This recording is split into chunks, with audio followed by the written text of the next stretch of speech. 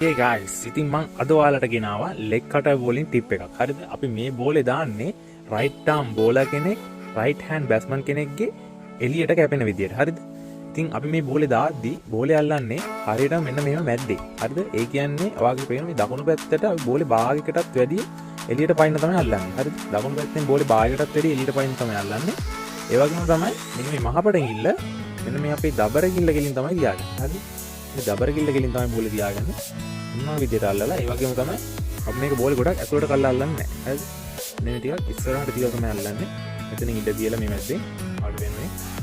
මේ විදියට තියලා බෝලේ දාන්නේ මේ විදියට අල්ලලා බෝලේ දාන්නේ මෙන්න මේ විදියට. හරිද? මේ විදියට පෙරලන රිස්ට් එක. බෝලේ වම අපි වම අත උඩට ගෙනල්ලා දාද්දි ඔන්නෝම පෙරලන රිස්ට් එක. හරිද? මම දැන් ඔයාලට බෝලයක් දාලා පෙන්නන්නයි.